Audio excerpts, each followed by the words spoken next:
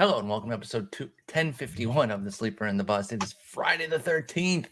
I'm your host, Paul Sporer, joined this afternoon, or this morning, actually, for both of us. I don't know why I said afternoon, by Justin Mason. Justin, good morning, sir.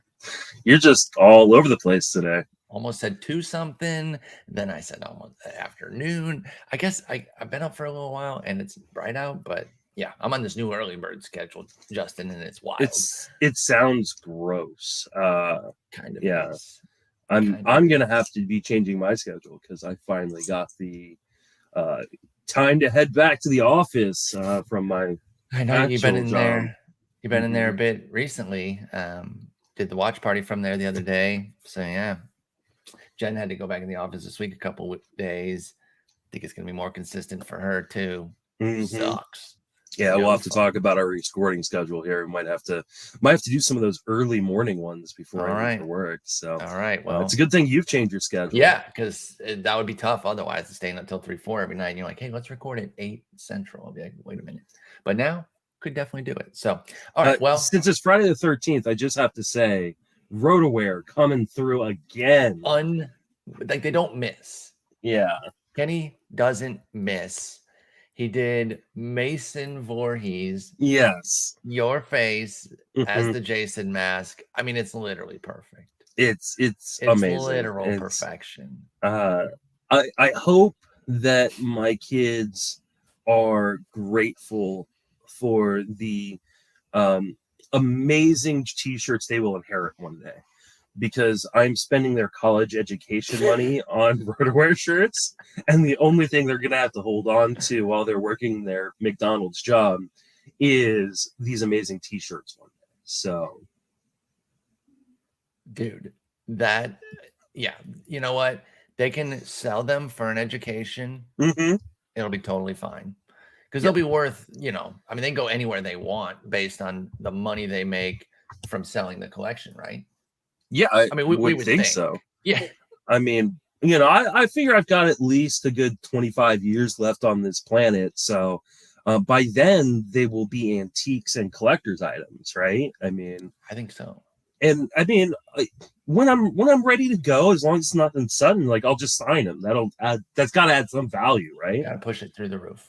Yeah, you push it through the roof. Yeah, but the Mason Voorhees, I mean, again, he just doesn't miss.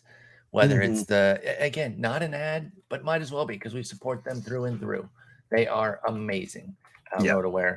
The shirts they have, the MLB ones, the Justin Mason ones, it's great. I love that they have the MLB PA license now too. They can do so many fun player specific ones, and there's just tons of great ones out there. So go over to rotoware.com, pick up a few shirts. They're worth it. They feel great. They're very comfortable, and they got great designs. And if you are around baseball fans, you will get comments like, that's a sick shirt. Where'd you get it? And then you'll be like, RotoWare. Anyway, we're talking pitchers today. If you listen to Tuesday's show, we talked about some hot streak hitters, and we're going to do hot streak pitchers and see where we're at with these guys, right? These are guys that have some pickup potential across different formats. We'll talk about their roster rate and whether or not we're in on them. You've picked up some of these guys in certain leagues. Do we want to dip a league level lower and start getting these guys? So let's start with the Baltimore trio. Now, if at the beginning of the year I had told you that on May 13th we would be talking about 3 strong pitchers for the Baltimore Orioles, what would you have done? Would you have texted Jen and say, I think Paul's mental faculties have gone? Would you have just called 911 directly? What? I think there definitely would have been an intervention. Something, right? Yeah. Your behavior is affecting me in the following ways. You're right. You're saying Baltimore is going to have good pitchers, and we don't know that we can trust you with a car or anything like that now. And that's fair. However, if I'd been that person, I would have been right. They've got 3 guys right now that are absolutely cooking. And I know you picked up a couple of them in the main event this week. And in both main events, you were out there getting these guys. But it's Kyle Bradish, Tyler Wells, and Bruce Zimmerman. That's kind of the order that I have them loosely in my head. So let's go through them. Let's start with Kyle Bradish. He had the big outing to open the week, looking excellent against St. Louis.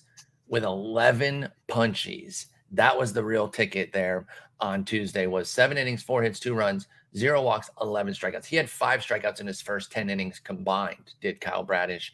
Then he really got into it with the fastball and the breaking ball both working for the 11 strikeouts. We'd seen the swing and miss at the minors. We knew this was possible from Bradish, but seeing it in full scale against a quality Cardinals team was pretty nice. How are you feeling about Kyle Bradish after that big outing? He's got another one this weekend. Oh, no, actually, he misses Detroit, if I recall correctly. So it wasn't a 2-step for him. But he does get a 2-step next week. Yankees, Rays, both at home. Has Bradish done enough that you're still picking him up even for this week, upcoming week with a 2-step? I mean, in 15-team leagues, yes, for sure. Anybody with a 2-step is worth considering. I mean, obviously, you don't want to just blindly throw guys out for a 2-step. And the Yankees especially are a really, really tough matchup right now. And the Rays can be. It's like they get no hit 5 times a year, even when they win the division. But when they're not getting no hit, they're usually pretty difficult. Did you say it was at New York, or is it at both at home, both in Baltimore? Oh, okay. So, because as we talked about, I think last episode, like Baltimore is a great place to pitch right now. With that park move, it's been insane. So he's 70. Bradish is 70% at the main, so he's not going to be that available. He will be scooped up in the remainder this week. What about in the 12-team online championship where he's at 2%? So he's widely available. This he's 11K game, way more. It's going to be way more than that. How much more? Like how much higher are you going? You think? I think he gets up over 50%, especially after an 11 strikeout game. My guess is he's probably the most added, or one of the most added guys in the online championship this week. We've got a 2-start coming off an 11 strikeout performance. It's a tough call on whether or not you want to risk it, though, because like I said, the Yankees are a juggernaut. Tampa Bay is, still a very good offense, even though they've been struggling kind of off and on this season. So, I think I'd roll with him. I mean, I'm rolling with him in the main event. Unfortunately, I picked up Wells and Bradish in my other main event, the one you're not in, and then didn't get him in my lineup because of the 9 a.m. start time. Early game. Yeah. And that is just a bonehead move that I've been kicking myself all week that I didn't get both of them in that lineup. So, yeah, that hurts quite a bit because that's a team that really could have used, especially the ratio help. But, yeah. That being said, I think you should consider him for 12-teamers. Obviously, 15-teamers. Yeah, you're 15s. Get Bradish at 100%. They will be. That's 30% left of the mains that Bradish can go in. But then the 12-teamers, I think you really start to look. 10, you probably don't need him, but it's a 2-step. And like a 10-team points league, I think I would take a shot here. Listen, when he first came up, Alex Fast was really excited. Alex Fast for pitcher list, big Orioles guy. So he's keyed in on that. And I remember he posted a GIF, I think, of his first strikeout, and it was really nasty. And then when I saw that was the first thing I saw. I was like, oh, he probably had like 5 or 6 strikeouts that game. So then I go look at the box score, and it was only 2. And I was like, dang, that first, obviously you can't take 1 strikeout and extrapolate, but I kind of did that mentally because it was so nasty. And then he only got 3 versus Minnesota. And I'm like, dang it, I like this guy, but Kyle Bradish is not bringing his minor league strikeout stuff with him. Well, he got it back all in one fell swoop, looking dominant against the Cards. So I'm in here. This is a difficult 2-step, but I'm going in eyes wide open, understanding that it is difficult. I might get hit up in that first one. I think he can handle Tampa Bay, and I'm willing to take this as low as 10-team points leagues. 10-team ratios, like standard roto, I don't know. It would really depend on what else is available. But a points league, I'm going to go for the 2-step with Kyle Bradish. What about Go ahead. I'm sorry. Finish up. I was going to say, like, there is some risk here. Like, I mean, aside from just the bad matchups, in the AL East, he's had homer issues before. He's not a guy who always has great control, so he can tend to walk guys. He gives up a lot of zone contact. So, like, there is some real risk here. So, like, especially against New York. Yeah. So if you don't want to take risk, Especially like in a head-to-head league, I think I'd roll with it because you lose the week, whatever, right? You just move on to the next week. But in Roto, like that, it could really sting if he gives up like 4 homers. Yes, an 8 earned run outing Yeah. could really blast your ERA and WHIP, and you don't necessarily want to do that. I totally get that with Kyle Bradish. So again, league context matters, but I think 12s and above, I think he's definitely someone to go for. Kyle Bradish. You get lower than that, you start to consider based on team context and where you're at with things.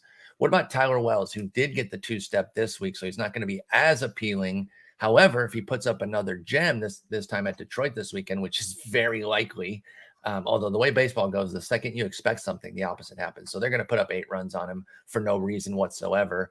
But he's been pretty good. He had a rough first outing against the Rays, 1 2/3, 4 runs. And then since then, he's only given up 6 total runs in 22 1/3 for Tyler Wells. He too has some swing and miss from the minor leagues, but it hasn't gotten here yet, similar to what Bradish did until the 11 strikeout game. This Tigers outing could be where we finally see the 11% swinging strike rate from Tyler Wells pan out. You bought Tyler Wells already, so I know you're in on him, but what is your likelihood of keeping him after this week in the main, and are you picking him up in 12s? I'm definitely going to be keeping him after this week in the main. In 15s, I think he should be rostered. At 94%. So only one other main is maybe 2 mains at the max that he would even be available right now. Yeah. For Tyler and Wells. So, I think he is kind of a team streamer in 15s. I think that means he's probably just a regular streamer in 10s and 12s. Yeah. I like the skills. And I can understand, like, if you see, like, I haven't looked at kind of his upcoming schedule and, hey, who do we project as, like, his next 3 starts? Tampa Bay next week. Yeah. I mean, I think he's Tampa kind Bay of at home for Wells. If he dominates the Tigers, people are going to be interested in that. They do have a lot of division coming up. They got the New York Tampa Bay week next week, and then at New York, at Boston after that. So it's not easy coming up for these Baltimore. And he's probably going to be at New York for, if I'm thinking, 1, 2, 3, 4. Yep, the last start at New York. I don't know that I want that one. So like I think he's probably usable for the Tampa Bay game. He's hitting my reserve list. But then we reserve Tyler Wells. We're not cutting him. He is a team streamer. I agree. Because in there is 12s, I don't have a problem cutting him. No, standard streamer there, team streamer in 15s, right? Mm-hmm. Yeah. I think that's where I'm at with Tyler Wells as well. I would pick him up this week if I need a streamer, and I'm put him on my list. It depends who else is available. He's not necessarily the top guy in a 12-teamer, but I'm definitely looking at Tyler Wells this week, and I'm saying, okay, I can get him for this week in a 12 and then cut.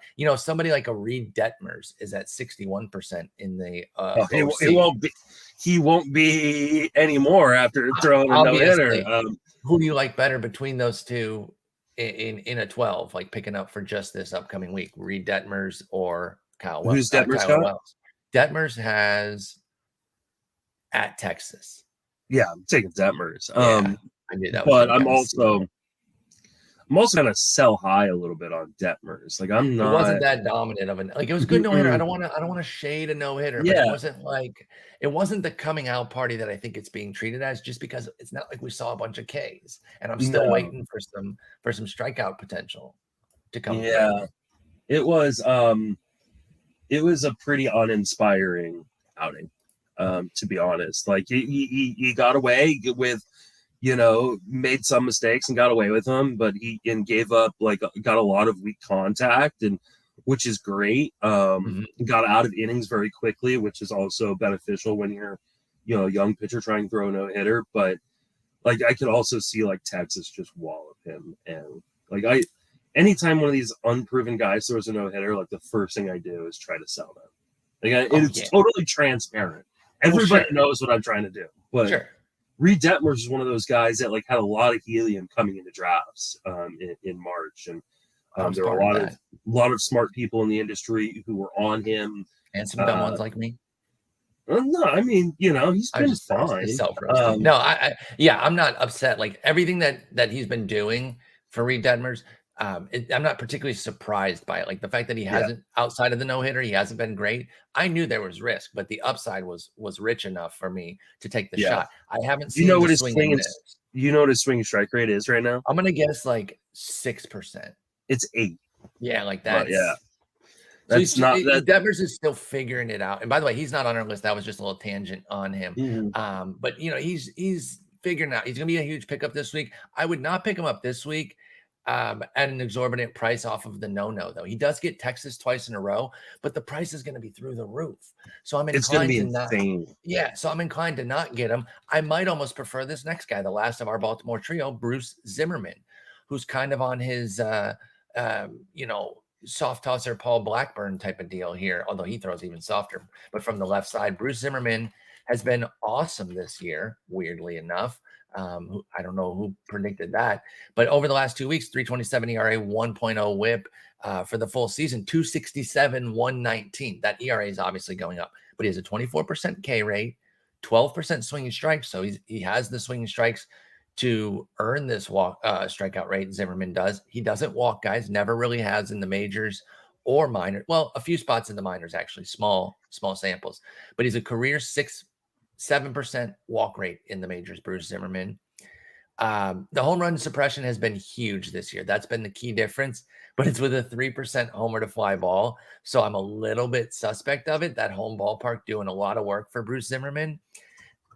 Is he somebody you're going after or have picked up at any point already this year? Because he's been awesome throughout the entire season, but still widely available. How do you feel about lefty Bruce Zimmerman? Ooh, this is a tough one because, like, depending on what metrics you use, like, you can back up any thought process here. Yeah. It gives up a lot of zone contact, but it's been a lot of soft zone contact or medium zone contact. The problem is when he does give up a hit, it's hard. Like it's interesting because like you look at the hard percentage on Fangraphs and it's like 23%. Like that's great. And then you look at the hard hit percentage over on Statcast and it's like 43%. That's not good. So like when guys make good contact, it can be pretty hard. And I do think as things warm up, we may start seeing some more homers, but expected home runs by park, he's given up 1 home run this year. Every single park is 1 home run. Okay. So all of his, batted balls. It's not Camden. This is him. Okay. But it is also 3%. 3% homer to fly ball, and he's a fly ball guy. So what do we think about that with Bruce Zimmerman? I mean, he's not been as big of a fly ball guy. I mean, it's 30%, 36%. Like that's palatable. Like that's pretty decent for a guy like Bruce Zimmerman. He's, doing a pretty good job of keeping those balls kind of level and not as high in the air. Getting a lot of line drives. Are you worried that the 3% homer to fly ball will regress closer toward the 20% of his career coming into this year? Or is his contact management? 20% was last year. His 16% is his career. Well, that includes this year, though.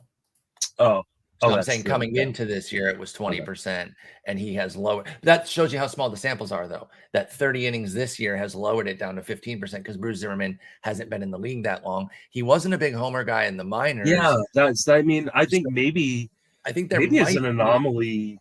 Maybe last year was the anomaly. Perhaps. I think that's at least possible. Now, soft toss and lefty doesn't really inspire a bunch of people, but the skills are there. 18% strikeout minus walk rate is useful. The new park is nice. Bruce Zimmerman already rostered in 15s because he's been doing this all year, like I said. So we're looking really 10s and 12s for Bruce Zimmerman. He's got the Yankees at home next week and then the Yankees on the road. I think they could regress the home run rate single-handedly in the next 2 starts. Because I mean, the way Stanton and Judge especially are swinging the bat right now, I probably would not start him there. But I think he's a team streamer in 12. Okay, so you would still pick him up in the 12s where he's available. because I think he's worth having. Yeah, I think his skills are good enough. I think they're better than Wells and Bradish. Really? Mm-hmm. Oh, I disagree there. That's an Or interesting. not better. Less volatile. Okay, you think he kind of is what he is. So let's do this. All three guys. First rank them. Mm-hmm. And then, like, what are their ERAs from here forward? Not what is their final ERA, but from here forward. What do you think? Okay. Just do ERA. Zimmerman, I'm gonna go first. Wells second. Bradish third. Okay. Right. Or no, actually, I think you know what? They're all really close. They're hard. I agree. And that's why I was like, you do it first. I think I'm gonna Zimmerman, Bradish, Wells. I'm gonna go Bradish, Wells, Zimmerman. But I don't think you're crazy for having Zimmerman up. Like, it's one of those things, but that is what I'm going to go with. Okay. So what are their ERAs the rest of the way? Bradish. Bradish 4.25. Okay. Zim. 3.75. And then Wells. I think four flat. Okay. So I think he's got a better ERA, but I don't think Wells is Wells showed some real strikeout stuff in the minor leagues. We have not seen that yet. Yeah, exactly. And I'm hoping to see that come forward. And like I said, I think it could start this weekend against my sweet Tigers. They're so awesome at hitting. Wow. I hope it does, but I kind of hope it does too, because I got Tower Wells on some teams, and at this point, I'm sick and tired of my Tigers. Everyone roasting the Reds. And sure, they deserve it, especially what the owner's son said on opening day. F them for sure. But Tigers are worse because their expectations were higher and they're about the same record. So I think when you compare the two, Tigers are actually a good bit worse. And it's awful. It's awful. Anyway, end that rant. Let's move on outside of Baltimore. Bradish, Wells, Zimmerman, we like them. Dane Dunning, the Texas product, by way of the White Sox, by way of the Nats. He's on his third team already, but he's dialing in, man. I like this guy. I liked him when he was with the White Sox. They moved him in that deal. What was that deal again? I can't think of it.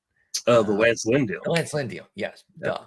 And so he's been traded for Giolito and Lynn. So, like, that for me. No, he was traded with Giolito. Or with Giolito. That's right. In the Giolito deal for Adam Eaton, who is a good player. So Eaton and Lynn are the two guys you traded for. Like, that's some juice. And now I know he was a secondary piece in the Giolito deal, but just in the Lynn deal, it's like that's good when you're traded for quality players. Now, he couldn't quite get going last year. 451, 144 ERA whip combo. He had bouts of usefulness, but overall, that's pretty bad. This year, though, 338, 122 so far with solid skills. And of late, he's really dominant. The last 2 weeks, 132 ERA, 0.66 whip. Now, this is going to be 2-3 starts for most of the guys. I understand that, but we are looking at hot streaks. So it is going to be smaller samples. Is Dane Dunning back on your radar in any capacity, or what has he always been? Where are you at on Dane Dunning, I guess is the better question. He's always been. I've been a big Dunning guy. I've got him a lot of DCs. Unfortunately, don't have DC many. Type. Yeah, don't have him in a ton of fab leagues this year. But one of the things I was really kind of watching early on in the season with Dunning was his usage, because what we saw last year was a lot of starts where he was pulled after 3 or 4 innings. They were really, really careful with him coming off of the 2020 season. They are letting him go deeper. Last 2 starts, he's gone 7 2/3 in 6 innings, being great in both of those against really good lineups, Atlanta and at New York. I don't think there's a massive upside. Like, I don't think he's ever like going to be like an SP1 or 2. Yeah, but because Dunning doesn't get a ton of Ks. Yeah, but this is a guy that I think could be Kyle Gibson-esque. Yes, like he's exactly who I think of. Yeah, like a guy who, once he is going 5 and 6 innings regularly, that he's going to rack up strikeouts just over the long term. He's never going to be a strikeout inning kind of guy, but he limits damage. He's done a really good job of keeping men off of base via the free pass. Like, yeah, it's a great torque. a pretty decent division to pitch in. Yeah, I like Dane Dunning. I think he's kind of an unsexy glue guy for your rotation. I completely agree there. I'm not just going to repeat everything you said so we can carry forward. I'll let you know who he's going to go up against. But yeah, Kyle Gibson was the name I thought of. And I know we meme on Kyle Gibson a lot, but he's a useful fantasy guy. And when he spikes up, he can be very useful and kind of an all formats guy. Kyle Gibson's playing like an all formats guy right now. Dane Dunning can have bouts of that kind of usefulness. I totally agree with that.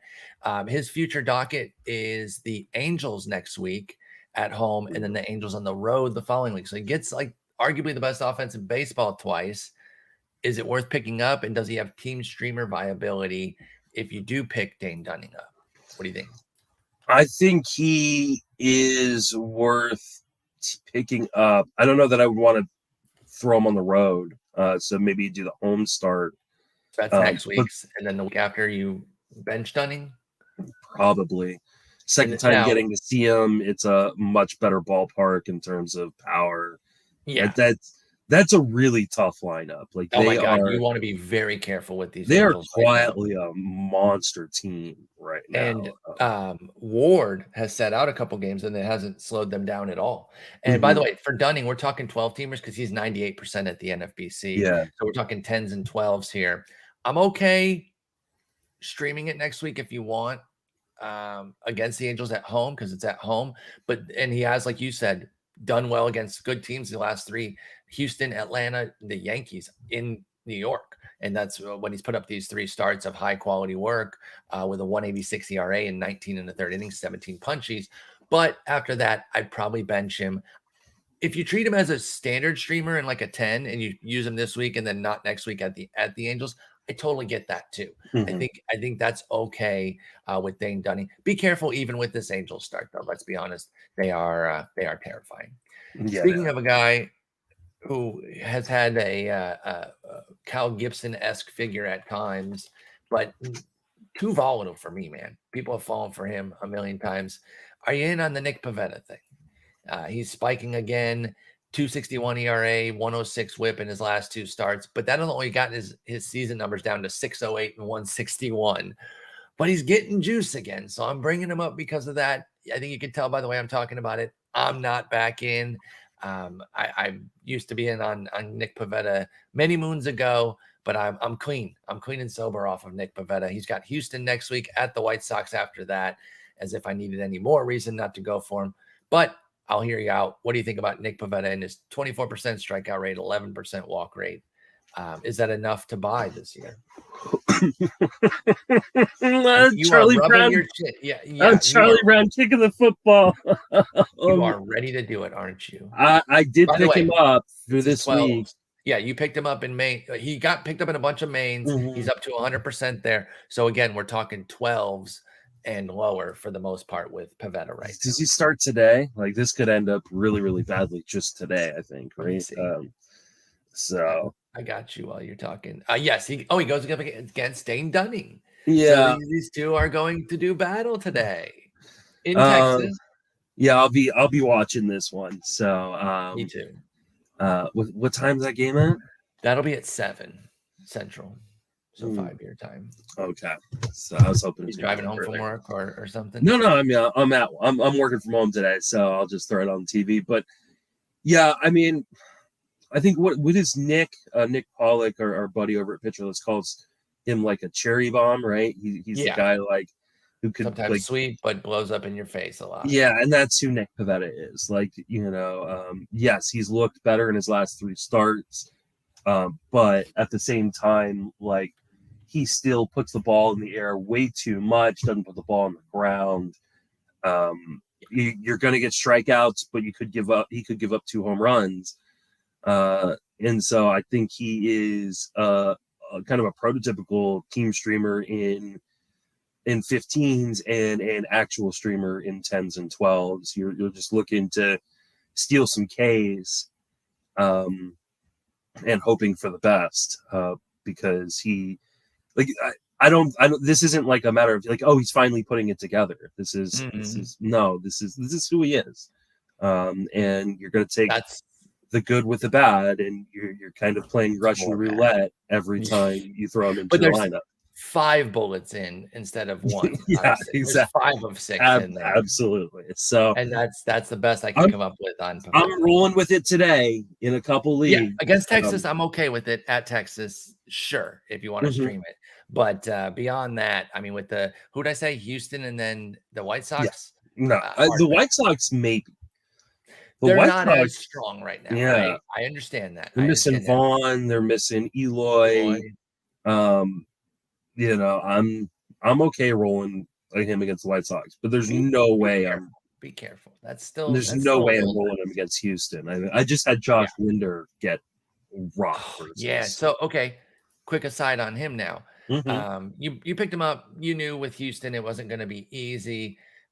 Does that start take you off of him at all, or you just eat it and you keep going? You bought for the long term with Winder. Like, where do you come out on that after the rough start against Houston? Because that would have been sick if he could have handled a really difficult opponent. To be honest, I haven't watched the start yet. So I don't know exactly how it went. I'm gonna go and sit down. The big thing for me is the 3 walks in 3 1/3. You know, I think that's a symptom of Houston because they got 5 off Joe Ryan. And like Joe Ryan has spiked 2 ugly walk games. His opener where he walked 4, and then this one against Houston where he walked 5. He has 3 walks in 4 starts combined beyond that. So I think part of that is Houston. They can get even the guys who don't walk people. Yeah, they lost Correa and Springer, and they still have just an unreal lineup. By the way, did you see that Paddock went to the 60-day? Yeah, they last night or yesterday. Yeah. Oh, I mean, he's done. That's brutal. He's done. No, he's done for the year. No, but I mean, they haven't announced that, but he is. But you think he is? Okay. This is the John Means situation where they're like, hey, but like they I wrote a write-up a few days ago, like that they are talking over all the options, including surgery. When surgery's on the table, like it doesn't, like that's. He's I mean you should. That sucks, man. It really sucks. You know, I was 100% out on him in the draft season, and it was just like 2-pitch guy, homer prone. I don't care. And then he got traded to Minnesota. I still didn't get moved by that. But then I started watching him, and then he had an interview during the Tigers series, and I was watching the other broadcast, the Twins one, and I was really impressed with him talking about his 3rd pitch and how much he needs it and how well it was working. And I really came around like, okay, I'm pulling for him now. I don't have him anywhere, but I'm pulling for him. I did. He freaking gets hurt, dude. That sucks, dude. Yeah, I just hate that. It's a huge bummer, but yeah, I mean, I think he's droppable. I think so too. You can drop Paddock everywhere. Yeah. This is why, though, the phrase draft skills, not roles is important, because so many people were finding ways to not go for Winder because he was blocked off, quote unquote. And even before this Paddock injury, though, he really wasn't, because with Ober out and Bundy was on the COVID IL, which I know can be garbage. And also very bad in his last 2 starts.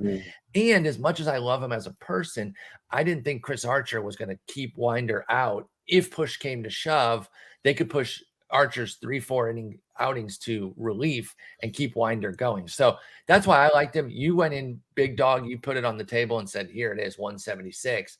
And so my piddly little 60-something, 70-something bids weren't doing anything. But I didn't want to just go away from him because of playing time. Winder, when you see a guy like that pitching that well, just go for the skills and just kind of see what happens. I didn't think they had enough starters to leave him out. There was just no way. And now with the Paddock, especially because I mean, like you can use the same kind of process when you're looking at the other guys some of the other guys in the rotation. You looked at like Bundy, and the results early were like, hey, maybe Bundy's back. But like if you looked under the hood at all on Bundy, it was nightmare waiting to happen. Like it was very Nick Pivetta-esque to bring around full circle. Exactly. And so you have to be careful with doing that. And if that was your main reason, that was rough. If you went off of Winder because of the playing time. If you didn't like him that much, okay, fine. Or you were scared about Houston, I can understand that. But if playing time was your reason, you got burned there. Yusei Kikuchi, a fantasy darling for the last several years, at least in spring training every year when he's coming out throwing 98 and everyone's like, this is the year. And, okay, now he's with Toronto. This is the year. And we've talked about it before, but I'll mention it one more time. The schedule of death that this guy's been through. Like, I don't know who he pissed off in the schedule making office, but he did something wrong because they dropped at New York, at Boston, at Houston, home to New York, at New York again for his first 6. What the hell is that, Justin? The fact that he's even come out of it with his last 2 against New York, 14 strikeouts, 2.38 ERA, and 9 base runners in 11 in the third, that's huge. And now, finally, the schedule starts to soften a bit for him, just because by comparison, how could it not? It's not even that Seattle is necessarily easy, but a Seattle-Cincinnati home 2-step next week is setting up brilliantly for Kikuchi. Where are you getting him, and what are your thoughts on Kikuchi? Oh, is this another Charlie Brown situation? Because I've been a big Kikuchi guy in the past, and I don't know, but this can we feels. trust? He gives up a lot of hard contact. A lot of it's on the ground, which is great.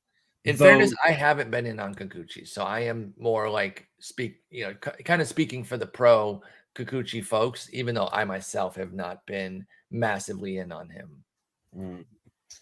I think they see the stuff, they see the strikeout potential, and now they see back-to-back good starts against the amazing Yankees, and they're going to start to feel justified.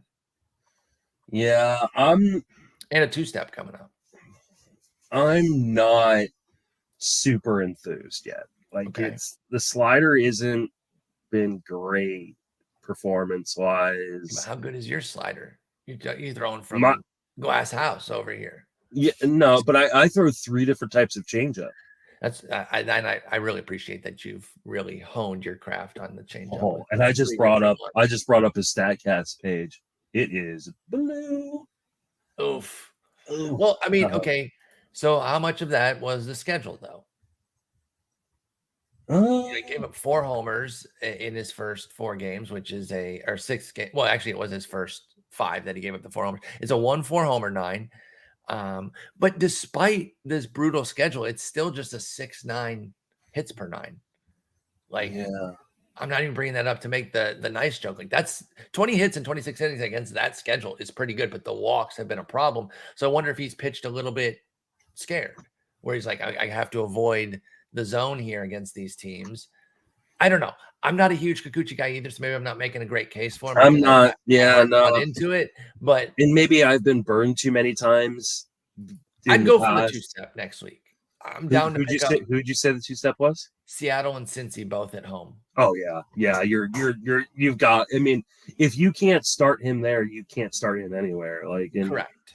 And that's kind of my point. So I think this week Kikuchi is a worthy pickup. From there, it's kind of a TBD. It looks like he sets up for at the Angels the week after that. At the very least, I'm reserving him, and I might outright cut him, Kikuchi. Would you rather start Kikuchi for these 2-steps or the Baltimore guys for the 1-step against New York? Because I think I'm going the 2-step pretty easily. I got to go the 2-step. 2-step against Cincinnati and Seattle. Like, those are teams that are like kind of nightmares in terms of and like Cincinnati, I know they're starting to get their bats going a bit because they will regress, but a lot of that's been at home too. And Toronto is a more neutral park with their humidor. It's not a terrifying park. So I'll go for Kikuchi. Kind of a pitcher's park. Yeah, it really has. I go for Kikuchi this week, but I think I'm standard streamer with him right now, where I'm going to cut him after this week. Yeah, I feel like he's one of those guys. Yeah, I mean, I think you kind of just ride the streak right now, and first sign of trouble, you're ready to just dump. But so far, the results have been pretty good in spite of that awful schedule. Yeah. What about Jayco De Rizzi, a guy I've loved in the past? I actually drafted him in our main. He was the 5th starter. He didn't get off to a good start, so I cut him. I don't really regret it, even though he's been excellent over his last 3. He has a .51 ERA, just 1 earned run in 17 innings, with a microscopic .57 whip, but only 12 strikeouts, 4 walks in that time. At Texas, home to Seattle, home to Detroit, and you're still only getting 12 strikeouts. That really speaks to where Odorizzi's at right now, and I think he's just kind of leveraging an easy schedule. So, despite being a chief member of the fan club of Jayco De Rizzi, I'm still not that enamored with this. At Boston, home to Texas next week, is Odorizzi somebody to pick up? Yeah, I think so. Just because that offense behind him, like, is a really good way to get a cheap win. True. And Texas isn't a team I'm, worried about at all. And Boston is not as They've been bad, but they're going to not regress. scary. Yeah, I think they're going to get better. Like, there's too much talent on that team, but while they're still struggling a little bit, like, I'm okay rolling guys out there. So yeah, I mean, I think I would. I think I'd take the shot. Did he get pushed? Because I thought he was supposed to start this weekend.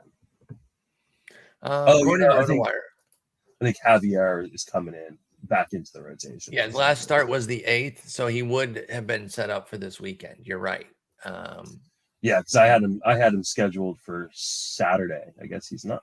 All right, well, I'll have to change that in the road write up because he was my streaming pick on Saturday. Oh, so. At Washington, that would have been nice. Yeah, he did get pushed back. Javier, it's gonna be Valdez, Javier Verlander this weekend at Washington, and then Odorizzi opens the series at Boston. Now, Odorizzi, as far as league pickup, he is 21% in 12 teamers. He's probably going to be available in a decent number of 15s as well. Let me see.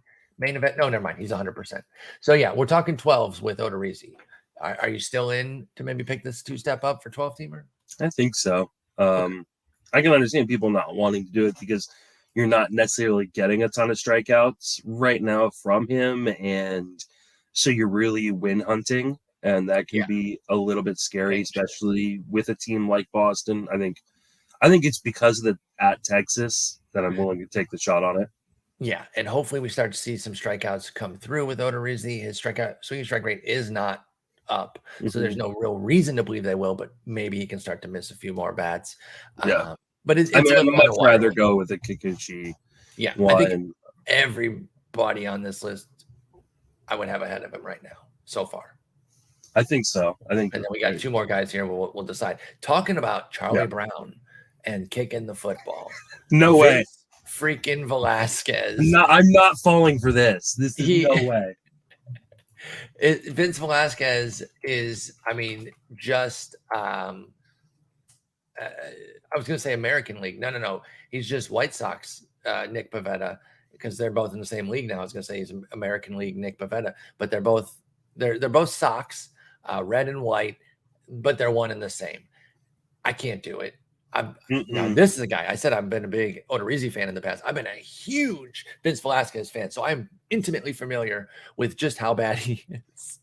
And I want to believe it, but I've shown amazing restraint. I haven't picked him up anywhere, and I'm going to continue to not do that. I still need to see more. A big start against the Yankees tonight, I will admit, would start to push me toward Vince Velasquez, but he does have a 3.97 ERA, 1.37 WHIP on the season. In the last 2 weeks, it's at 0.84 for both the ERA and WHIP, but only a 20% strikeout rate in that time, only 21% on the season. We've been around the block here before. He usually gives up too many homers. He's a fly ball guy as well. This could all regress tonight against the Yankees and be moot, but I heard what you said at the outset here, but where do you stand on Vince Velasquez? I haven't done my DFS lineup for tonight's DFS thing.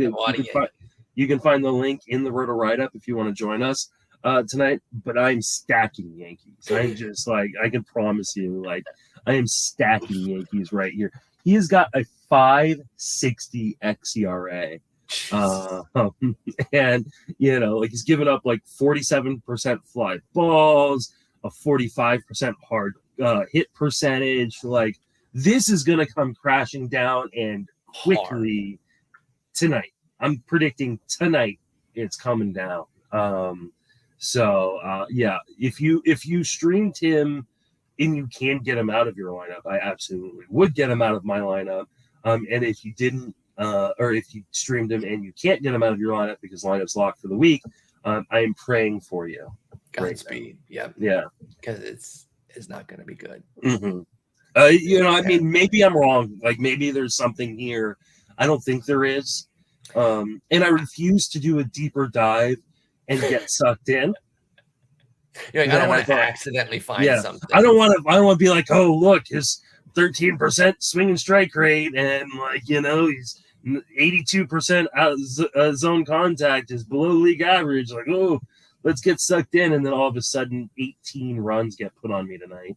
Exactly. That's the scary part, and that's the concern with somebody like Vince Velasquez. And again, you heard how we felt about Pivetta. I'm kind of, they really are like kind of right there where they can tantalize at times because they do have swing and miss capability, but it's always coming back to get you. It's always coming back to get you. And I like Vince Velasquez. I root for him, but from the sidelines, I'm not picking him up. Yeah, no way. And that is a 15-team pickup, by the way. 17% at the main. I don't care. The deeper league does not change it. The only thing they could change it tonight would be like a 10 strikeout game. I would need to see some even that signature standout performance. No, I'm just not gonna. I understand if that wouldn't even move the needle for you, but I am. He could throw a perfect game tonight against the Yankees, and I'm not. Well, the only reason that wouldn't move me that much is because the price would go through the roof. Yeah. So, but I would be impressed by that. All right, our last guy here, JT Brubaker. He's kind of a sharps play. When people are turning over every rock in deep leagues, you start to look at the teams that nobody's looking at, like Pittsburgh.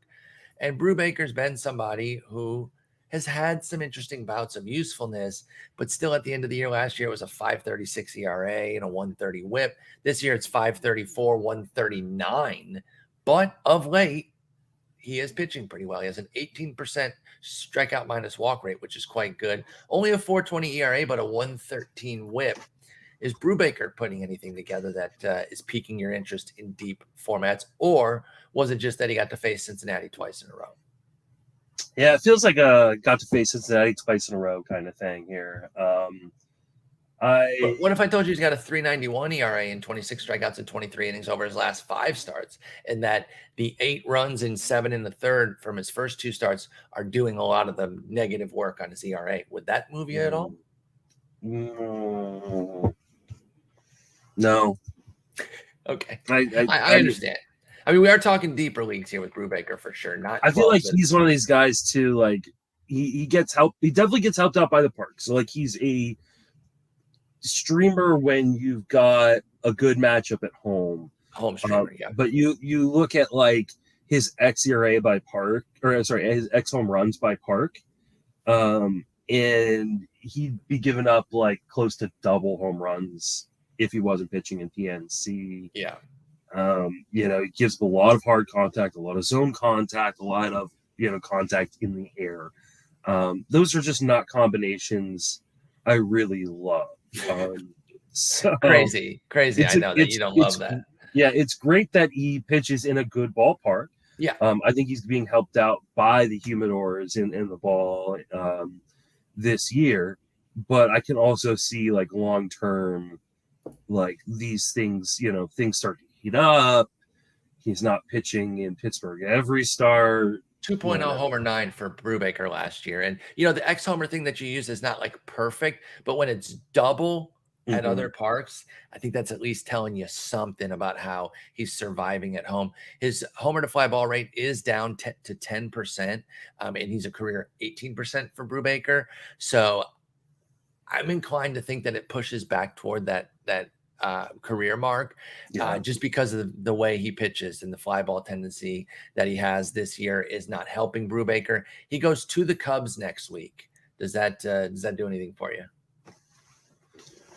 The Cubs aren't like a super scary offense. And they do I feel like they tend to strike out a lot. They do. What if the wind's blown out at Wrigley though? Oh, and I guess you can't know that before you pick them up. Better get your meteorology hat on and start looking up some long-term forecasts for Chicago. That would be my major concern. They do have the 7th highest strikeout rate in the league this year. I think I might roll with that one. but knowing that it could actually bite me in the butt pretty hard.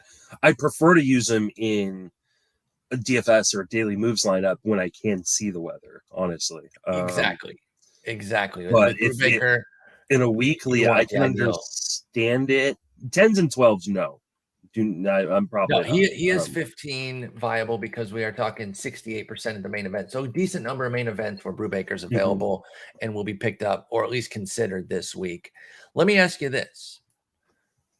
Any of these guys, or is George Kirby above all these guys? Yes. Okay. Fair enough. And not particularly close. Okay. I mean, obviously, in a lot of leagues, George Kirby's already been picked up. In the NFBC league. Yeah, because he wasn't available, because he wasn't in the system yet. Unless he was drafted, which there was one league for both him and Alec Thomas. Oh, really? Yeah, there was one main for each of them that and they were dropped in. Yes, because they were probably dropped weeks upon weeks ago. Let me tell you what that Kirby price was. You go ahead and keep talking. I'm going to find that Kirby. I mean, I think you have to go 2 bills on him this week. Kirby has fantastic command and control. And I think good enough stuff. I know there's been some pushback on like how hard his fastball can get hit. But I think his command and control, he's like the opposite of Matt Brash in some regards.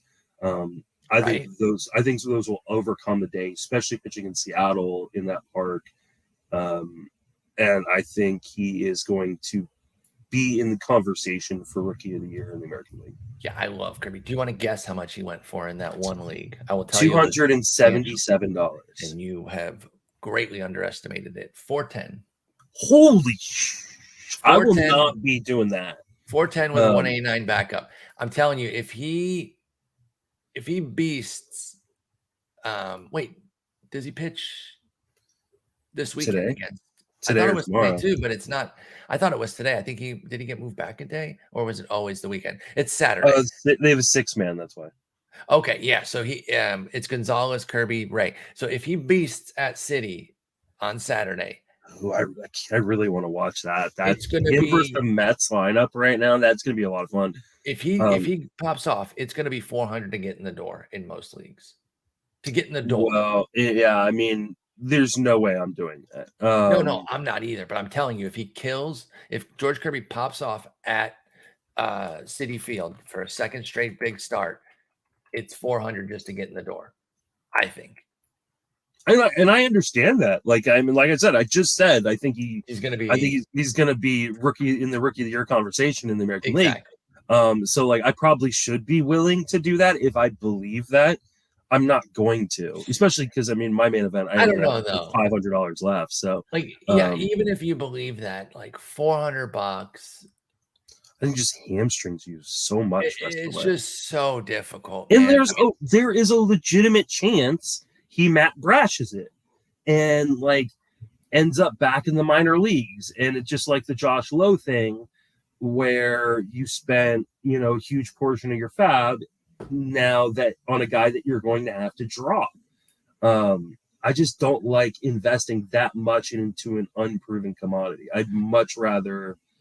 What about like piecemeal it out? 4 innings, 3 runs, 5 strikeouts, like a mediocre outing. I still think he's going to go $300. I think in some leagues, but I think the entry price will be more in like the high 100s at that point. I think there'll be some 300s. Super interesting. It's gonna be wild. I'm gonna put on some pretty hefty bids in my leagues, but I'm not going to go $400. I can promise you that. No shot. And Alec Thomas, do you want to guess what he went? Because he was also available in just one league that he was 180. Oh, you're very close there, 144. Yeah, that makes sense. I like Alec Thomas a lot. I love Alec Thomas, man.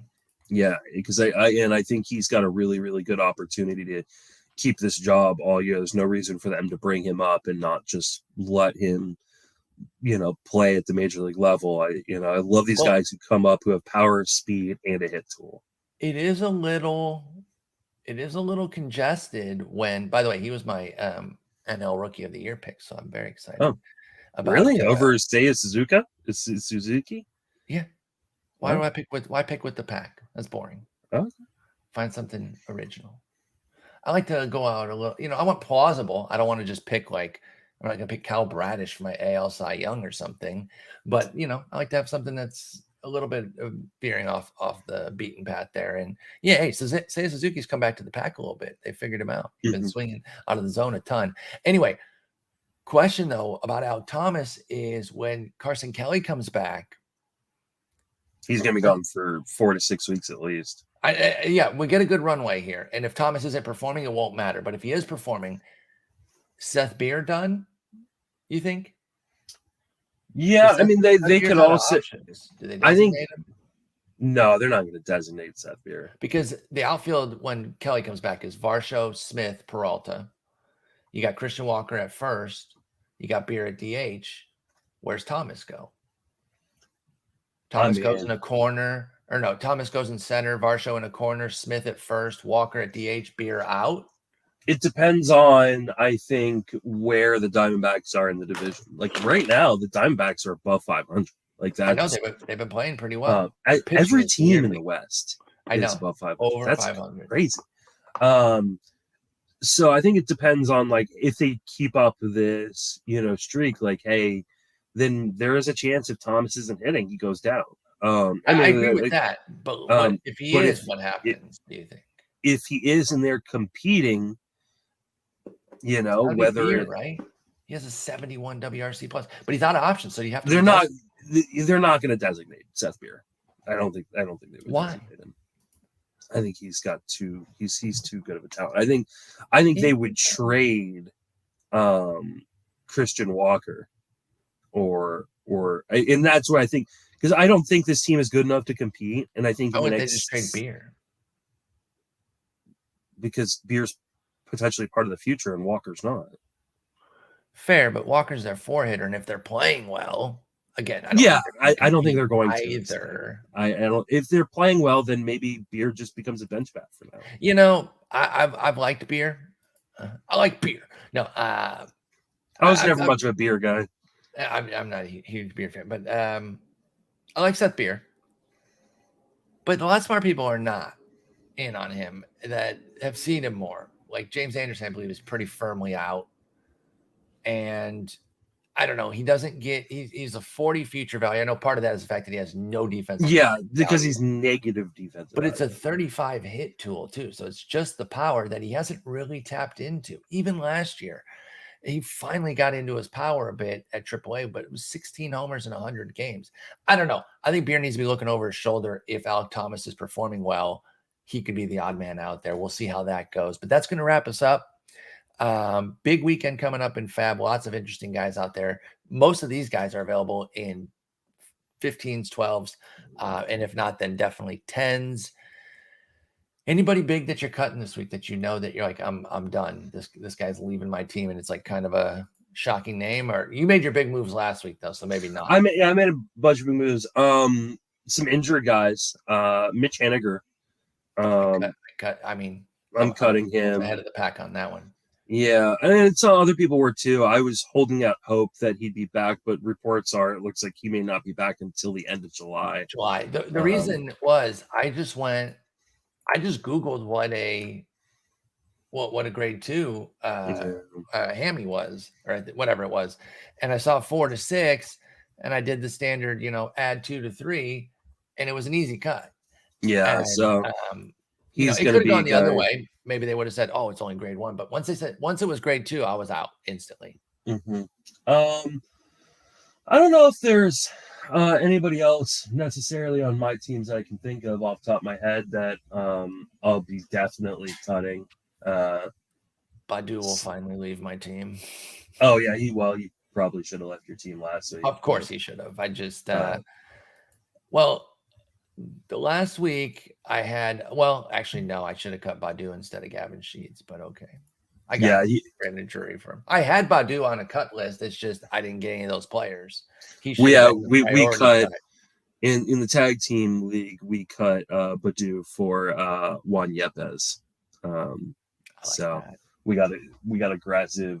I say we, but it was really Shelly. Shelly was the main impetus behind Shelly knows what's that. up. Shelly's one of the best players in the industry. I mean, I'm not. She's wonderful. Like she is carrying me in this tag team league. This is I need her to consult with me and tell me to cut freaking Badu and put higher bids on guys so I don't like subconsciously we got pretty aggressive, and I think it's mostly because this tag team league's been a lot of fun. It's one of the most competitive leagues I've ever been a part of.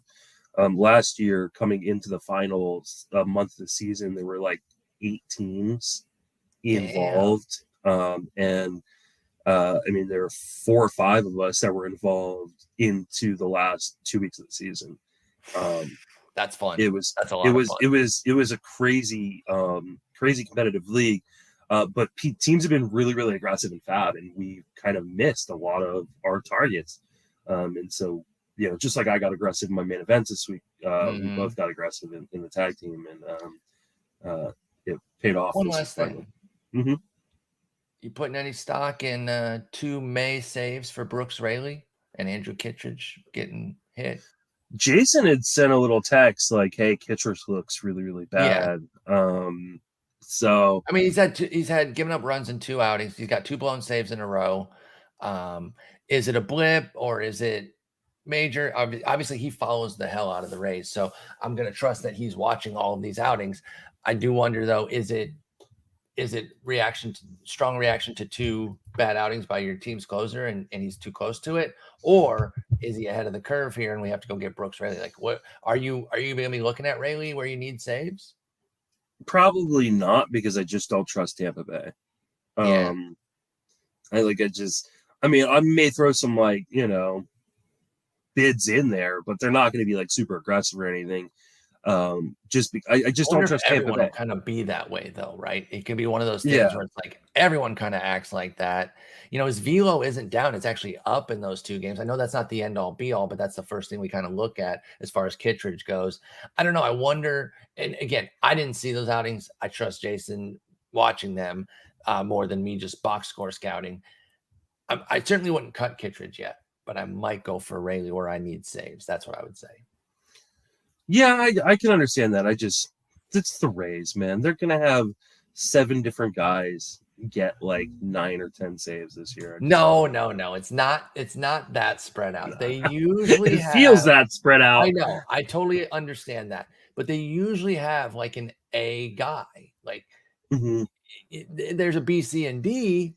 But like last year, it was Castillo got 14. He still led the team even though he was traded. Kittredge had 8. Fairbanks had 5. And then a bunch of other guys had between 1 and 3. And then back in 19, the next full season, I'm obviously not going to look at 20 because that's worthless. Pagan had 20. Castillo had 8. Alvarado had 7. And then a bunch of guys with 2 and 1. So they usually have somebody that is rightly considered the A guy.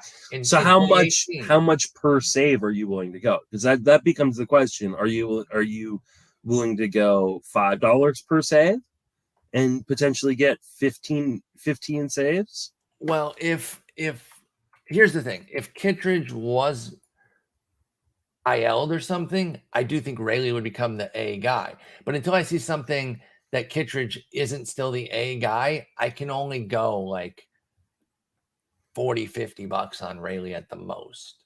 Okay, I think that's fair, and that's in $1,000 fab league, obviously. Yeah, I paid 44 for Kennedy, knowing that he was going to be temporary for Molense, although it might not be temporary. Maybe I shouldn't have cut him. I streamed him. I got my 2 saves, and I was like, yes. And then I cut him, and now I'm like, maybe I should have just held on. But anyway, like that's what I'm talking about. I'm looking short term here to maybe just snake a few saves from Raley, and maybe it turns into something. When they got Raley, I was actually really excited because he should have been better with the Astros last year. His core skills were excellent, but his ERA was like 4.45 for some reason. And he's got those same skills. I'll put this on the rundown for Sunday, so you know, for our little Rays corner that we always go through it with him. See what he's actually seeing on the Kittredge part, because all he did was text us, Kittredge looks lost. You know, go look for saves elsewhere type of deal. And, you know, knowing them, it could be Jeffrey Springs who was starting, and then they're going to close him. So I feel you on that. But Raley does have 3. He is the next most to Kittredge's 4. He is a lefty, though. So I don't know. just something to consider there if you need saves. What about, I guess one more. Sorry, I keep expanding it. Felix Bautista. I know he got 2 saves because Jorge Lopez was on bereavement. Lopez is back today. I still think that's a share. Lopez has been great. This is not an anti-Lopez. This is a pro-Bautista take. I like Bautista a lot, and I think if they trade Lopez, which they could do at some point, then Bautista could become the guy. So, like, I think he's. Why is Lopez in his 5 walks per 9 locked in? That's the part I'm not getting. 13% walk rate. I know he's throwing 100 sinkers. The veteran Schmettering. He's 2 years older than Bautista. I don't want to hear that shit. Is he really? Yeah, he's 29 to 27. Wow. And this is the first time he's ever closed too. He's not a capital C closer. Nah, y'all are tripping. I got some pushback when I hyped up Bautista. Like, did you know Lopez is on bereavement? I was like, I know. I still think it's a share. I think he's already put himself into a share.